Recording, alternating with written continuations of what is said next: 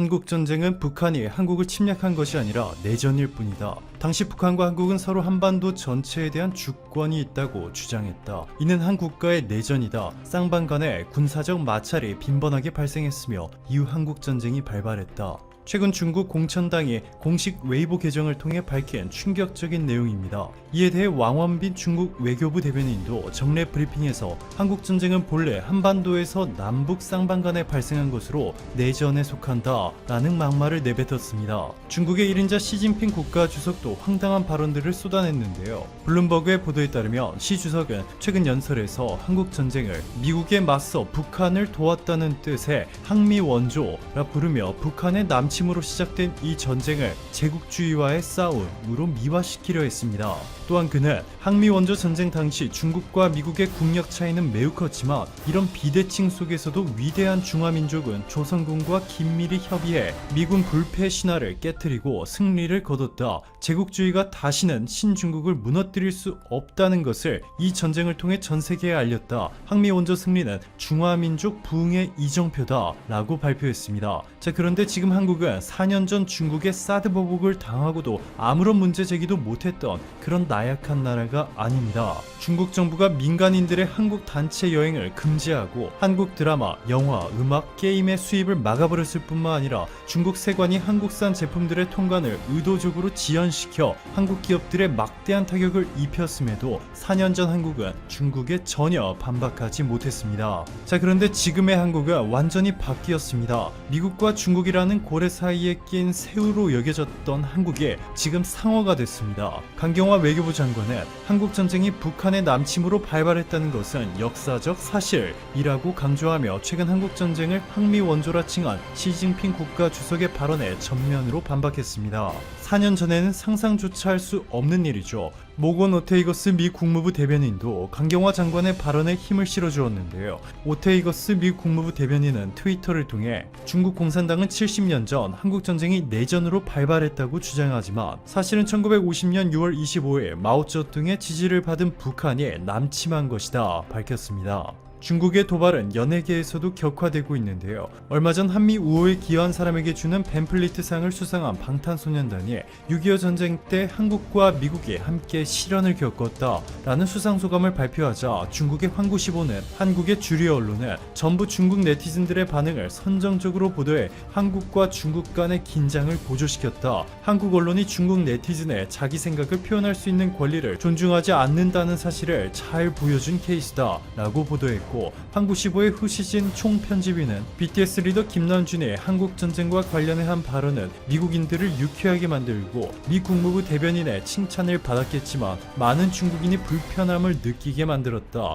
그럼에도 중국에는 일부 중국인 네티즌만 온라인에서 공개적으로 불만을 표출했고 이 문제를 보도하거나 비판한 중국 주류 언론은 극소수였다 라며 한국을 강력하게 비판했습니다. 그런데 후시진 총편집인의 발언과는 달리 BTS가 수상소감을 발표한 이후 웨이보에서는 실시간 검색어 순위 상위권을 모두 BTS가 차지했고 후시진 총편집인 본인이 환구시보에서 가장 먼저 BTS를 깎아내리는 보도를 쏟아내기 바빴습니다. 이후 논란이 커지자 BTS 비판 기사를 슬그머니 삭제했다가 이마저도 들통이 나서 논란이 된 바 있습니다. 이뿐만이 아닙니다. 한국만 아니면 된다. 한국 후보를 지지하는 일은 있을 수 없다 라며 이제는 대놓고 유명희 본부장의 WTO 사무총장 당선을 가로막고 있는 일본. 중국도 일본과 마찬가지로 한국이 아닌 나이지리아의 오콘조 이웰라 후보를 적극적으로 지지하고 있습니다. 중국이 아프리카 후보를 지지하는 이유는 일본보다 더 황당했습니다. 홍콩의 사우스차이나 모닝포스트는 중국 내 무역 전문가들은 응고지 오콘조 이웰라 나이지리아 전 재무장관뿐만 아니라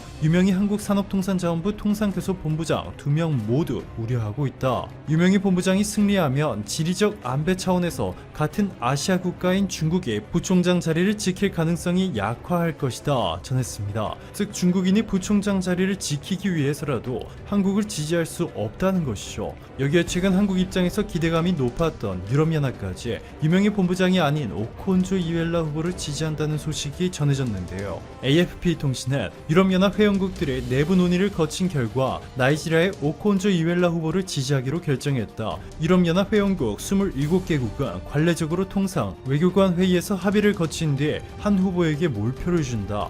회의에서는 독일, 프랑스, 스페인, 이탈리아 등의 유럽연합 주요 국가들이 아프리카와의 관계를 강화하기 위해서 오콘조 이웰라 후보를 지지해야 한다고 역설했다. 헝가리와 라트비아 등 중동부 유럽 국가들은 유명희 본부장을 지지한다고 밝혔지만 독일의 설득에 의견을 바꿨다 보도했습니다. 이에 상당수의 전문가들은 유명희 후보의 WTO 당선 가능성이 극히 낮아져 버렸다고 말하고 있는데요. 자, 그런데 여기서 반전이 일어나고 있습니다. 지난해 미국이 낸 WTO 분담금 규모는 4억 달러로 전체의 15%에 육박했습니다. 중국의 10배가 넘는 금액이고 다른 어느 국가들보다 압도적으로 많죠. 이렇다 보니 결국에는 WTO 내에서 미국의 영향력이 절대적이란 뜻인데요. 미국의 보이콧 때문에 지난해 말부터 WTO 전체 기능이 사실상 마비돼버린 것만 봐도 얼마나 큰 영향력을 지녔는지 쉽게 알 수 있습니다. 자, 그런데 미국이 오콘조 이웰라 후보를 지지하는 유럽, 중국, 일본의 선택을 한 번에 뒤집어 버리려 하고 있습니다.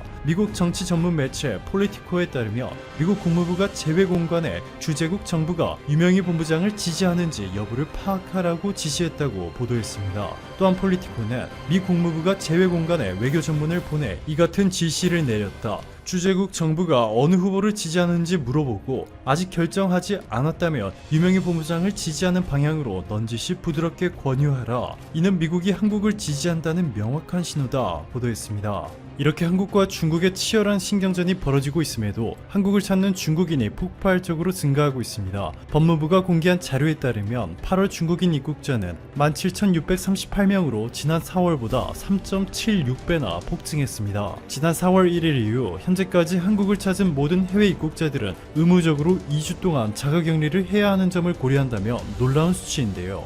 이에 대한항공과 아시아나항공, 에어부산은 인천과 정저우, 인천과 하얼빈, 인천과 칭다오 노선을 재개하는 등 수개월 만에 다시 활발한 운행을 시작했습니다. 이들 중 상당수가 따이공인 것으로 알려졌는데요. 따이공은 중국인 보따리상을 뜻합니다. 따이공이 한국 면세점에 몰려와 면세 제품들을 싹쓸이해간 후 중국에서 되팔아 이윤을 챙기고 있습니다. 이들은 한국의 신라, 롯데, 신세계 면세점에서 화장품, 홍삼, 밥솥 등을 초대량으로 구입하는데 실제 국내 3대 면세점 전체 미국 대선을 일주일가량 남겨놓은 가운데 미국과 중국이 상호 제재와 압박의 강도를 높이며 치열한 신경전을 벌이고 있다.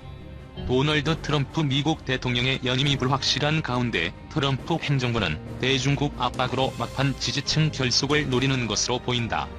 중국 또한 중국의 한국전쟁 참전을 의미하는 한미원조 70주년이 겹치면서 반미 감정을 통한 애국주의로 민심을 다잡으려는 의도가 있다는 분석이 나온다. 더구나 중국은 지도부가 총출동한 공산당 19기 중앙위원회 5차 전체 회의가 열리고 있어 미국과 대립각을 세울 수밖에 없어 보인다. 미국, 중국 앙숙 인도의 손칠 중국 포위 가속. 대선을 앞둔 트럼프 행정부의 대중국 포위 행보는 거침이 없을 정도다. 마이크 폼페이오 미국 국무장관과 마크 에스퍼 국방부 장관은 27일 인도와 외교 국방장관 회의를 위해 뉴델리를 찾았다. 인도는 지난 6월 중국과 국경에서 유혈 충돌로 자국 군인 20명이 숨지는 등 중국과 앙숙 관계인데다 미국이 인도, 태평양 지역에서 중국 견제를 위해 협력 강화를 모색하는 쿼드 4개국 협의체의 일원이다. 미국과 인도의 연대는 사실상 중국의 아킬레스건을 건드리는 셈으로 미국과 인도 양국은 이번 회동에서 중국 팽창주의 견제에 대한 공감대를 바탕으로 위성 정보 공유, 무기 구매 등 군사 협력에 초점을 맞출 것이라는 현지 보도가 나오고 있다.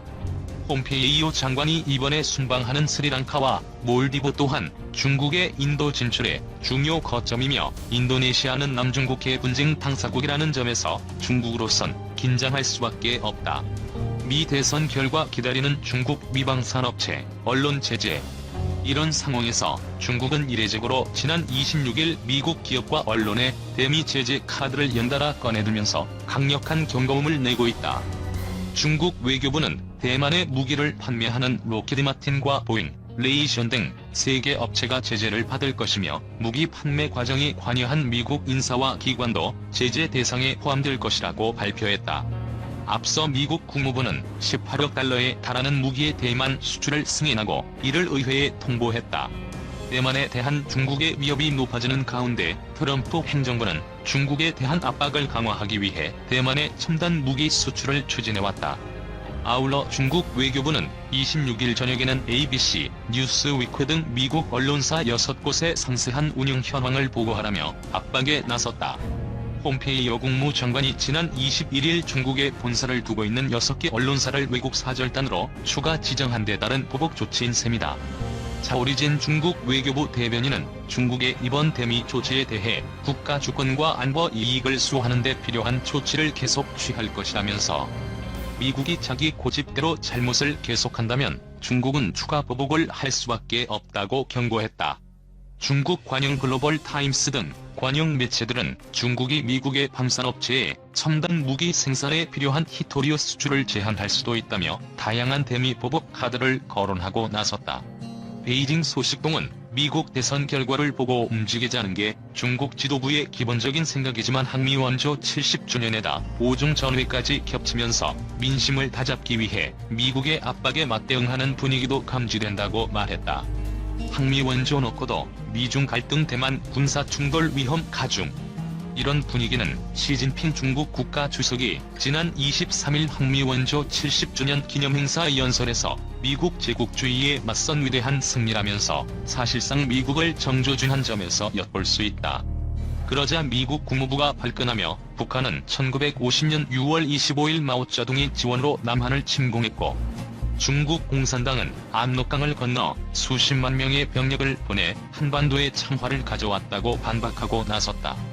미중 간 뜨거운 감자로 떠오른 대만 문제 또한 군사적 충돌 가능성이 지속되고 있다. 지난 25일 중국 군용기가 또다시 대만 방공 10별 구역에 진입한 가운데 미군 폭격기도 대만 인근을 비행하는 등 연일 긴장감이 돌고 있다. 중국 군용기는 이달 들어 15번째 대만 ADIZ에 진입한 것으로 대만 인근 해상에서도 미중 해군의 각종 해상 훈련이 펼쳐지면서 기싸움을 하고 있다. 한 소식통은 트럼프 행정부는 대선을 앞두고 중국이 걸끄러워하는 대만, 인도, 신장, 홍콩 등의 문제를 집중적으로 부각하는 반면 중국은 반미와 애국주의 조성으로 시진핑 체제를 굳건히 하면서 대미 대응 수위를 조절하는 것으로 보인다고 덧붙였다.